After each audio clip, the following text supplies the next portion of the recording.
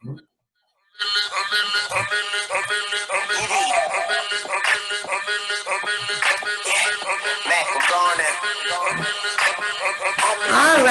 welcome to Wallet Snacks and Fun Facts with Ayadesia Lauren and Phoebe Ibrahim, and we are joined today by a very special guest, Ester Covarrubias. Alrighty, Esther, well, I wanted to go ahead and just kind of first and foremost introduce everybody. So I'm going to first go towards our co-host, Phoebe, and then we'll introduce our special guest, Esther. Go ahead, Phoebe. Sure.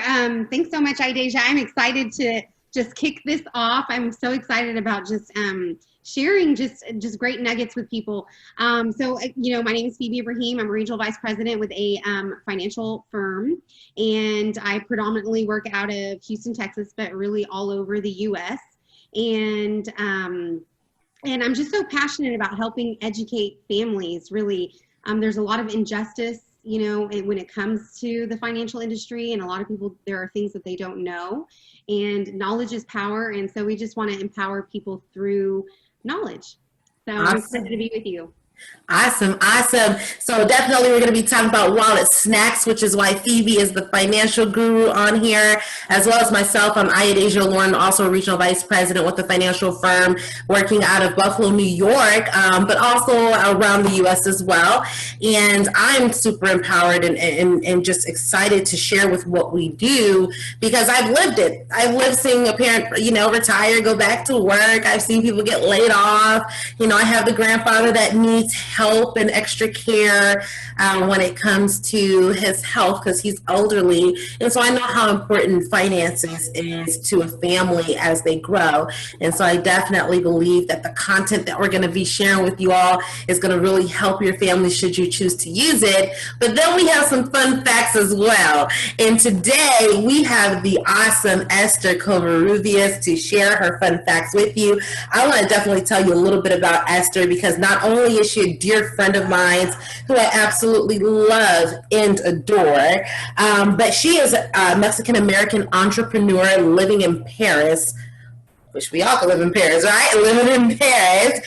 She grew up in Houston, Texas with her younger sister, Letty. She grew up eating standard American diet and first changed her view on food when she lived in Los Angeles. She has been vegan now for 3 years. Oh my God, 3 years, Esther vegan. And loves sharing it and coaching it with other people, helping them with their health and their diet and different things like that. So she teaches people how to transition into a vegetarian and then, of course, vegan diet.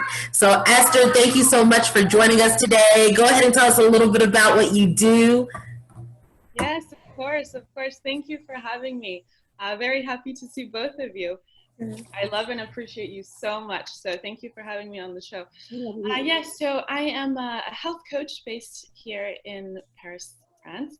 And basically what I do is I teach people how to make that transition from, the standard omnivore diet to being more vegetarian and vegan, and just having more veggies basically in your diet. Especially today, I feel like a lot of people are becoming more conscious of, what they eat, where their food comes from, and, being able to reduce their animal products and the animal foods in their diet. And a lot of times people don't know how to do that. So that's where I come in. So basically what I do is I make customized meal plans. So I teach people, this is what you can eat for breakfast, for lunch, for dinner, and basically replacing these meat dishes with a vegetarian or a vegan meal. Awesome. So I guess when a person first wants to transition, obviously it might not be the easiest thing in the world to go from a regular diet. So what's some of the tips and things that you might share with them to help them on their path?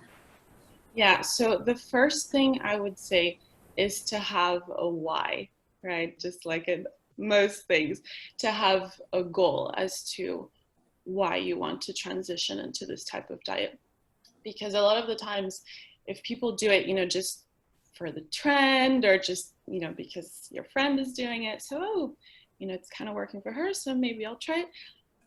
It's not going to last. You know, you'll do it a couple of days and then you'll get tired of it, or you won't know what else to do. You don't know, you know, what else to cook. So definitely the first tip I would say is to know your why. For me, I would say the reason was the environmental impacts that I saw were happening or are caused by the agricultural industry when it comes to like factory farming and intense factory farming. That is really hard on the environment. It has really bad impacts. So that was my main reason for making the transition. Other people also think about, you know, their health. There could be a lot of people that, you know, are intolerant to a lot of animal foods or even dairy. So for health reasons, they're forced to be on a plant-based diet. Other people make the transition because of, you know, moral issues with how animals are treated. When I first made the transition, I started watching a lot of documentaries about how our food, you know, is actually made and how the animals, you know, are raised, and, you know, all of the process that happens to have the food on our plate.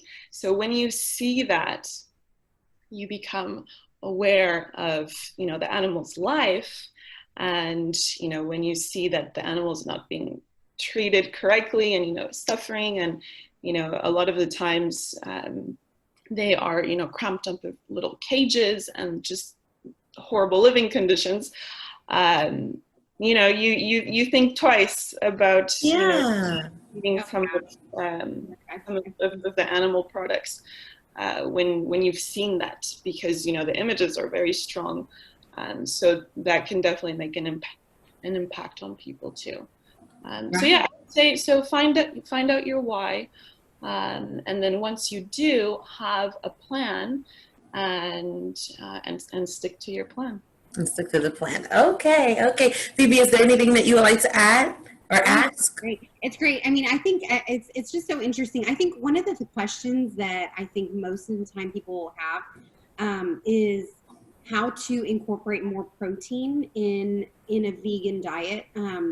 I was telling Idasia the other day, you know, I'm Orthodox, I'm Coptic Orthodox, and we fast predominantly, I mean, well, I would probably 2/3 of the year if you count all the fasting. And when we fast, we're vegans, mainly we're vegans. And so no dairy and no animal products, right? And so I think for me, some of the things that I've struggled with when I do fast is like, I'm like, I can't eat all these carbs. I'm like, I've got to find a way to incorporate more protein in my diet, you know? So what are some suggestions that maybe you have when, you know, as far as maybe adding more protein to help with that? Yes, of course. So some great plant sources of protein, for example, are garbanzo beans, you know, the chickpeas, which a lot of the times you can find, you know, already made.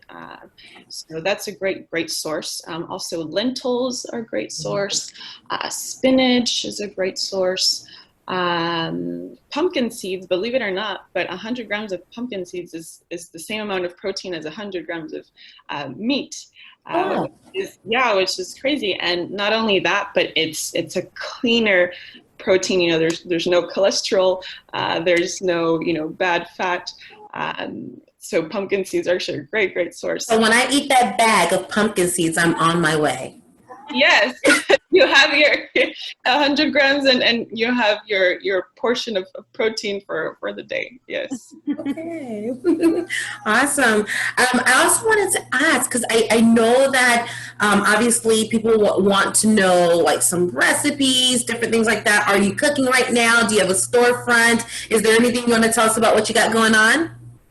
Yes, I do have a project that I started recently. So this project that I'm working on is a pop-up, basically, and what that means is that I'm partnering with a friend of mine in Paris who has a coffee shop now, and he's basically letting me use his space to make my pop-up, or create my pop-up and cook my food and offer my vegan dishes to everyone. So that's very exciting. I have my first pop-up happening September 5th, so in a few weeks from now. Awesome. So I'm going to be serving some vegan tapas, some empanadas, some stuffed red bell pepper, and then some loaded potato or nachos. But instead of the nachos, I'm going to use potatoes. Okay. Yes. Very cool. Yes. So I'm really excited about that. And again, that's going to be another way that, I can share my food and I can, teach people about how to properly, eat and have a meal that's nutritious and satisfying. I think that would be awesome because one of the things is if anyone's like me and they are wanting to, change their diet, change their lifestyle, the biggest thing for people like me is, can somebody do it for me? Yeah. Oh yes, that's right. It's like that. Yeah, of course.